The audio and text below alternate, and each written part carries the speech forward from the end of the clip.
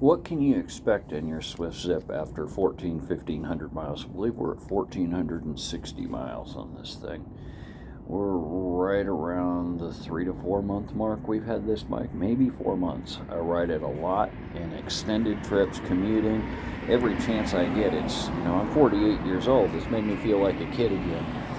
Something about the BMX bars and just, the black profile. Now, obviously, it doesn't look stock, and it is not. We've done some pretty intense upgrades. One of the things you can expect, the crappy mechanical brakes it comes with will fail with you, and they'll grind and they'll rub. We went with the Shimano MT200 hydraulic upgrades. Also upgraded and added a 20 amp hour battery pack. And this kickstand, for some damn reason, it sounds minor, but it's really, this back bolt keeps rattling loose, and then obviously your bike leans over more.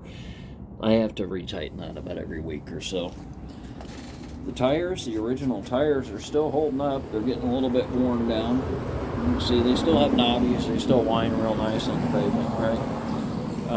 Derailleur and the drive system, haven't had a single issue with that. We've taken some impacts on the derailleur guard there.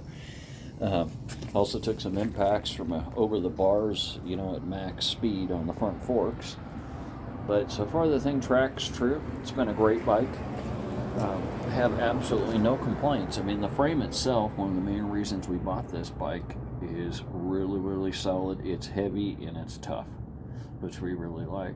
So far there's been no major system breakdowns other than the brakes. Those absolutely failed on me. So I would suggest doing a hydraulic brake upgrade. It's pretty simple. But I would buy this bike all over again versus, let's say, going and buying a Super 73, pay $2,000 to $3,000. Let's just say you pay the $2,200 for kind of a base model. This bike's faster than the base model 73. It has the same basic components, but it's taller. This is a bigger bike than the Super 73. I was right next to one at the lake yesterday. This bike's a good 4 inches taller. So it's better for a bigger rider or a full-grown guy.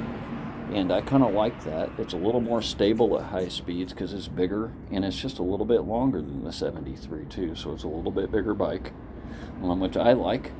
And on Swift on their website says it's 5'6" and up, right? I mean, you gotta be 5'7" plus right in there to really be sitting on this.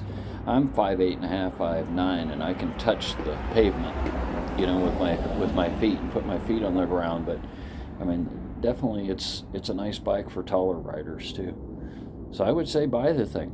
I mean, you're at $1,400. They've dropped down to now. You can get coupons for less than that, and you still have all the money in the world. I'm still not to the total purchase price of a 73, and I've got hydraulic brakes. I've got 30 amp hours of battery life.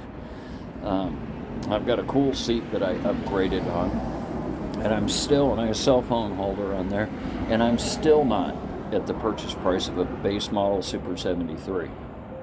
So budget-wise, and in my opinion, this is a stronger bike frame. If you study the design of this, it's boxed in. It's a stronger, heavier bike frame than the 73.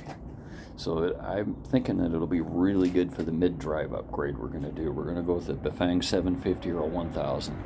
And it's a perfect spot to mount it right in here. So I would say absolutely buy this bike, and what you can expect is a whole hell of a lot of fun riding this thing, especially if you're an older guy. I mean, this thing, it makes you feel like a kid again, riding a little moped style dirt bike, right? The BMX bars on it. It's pretty badass.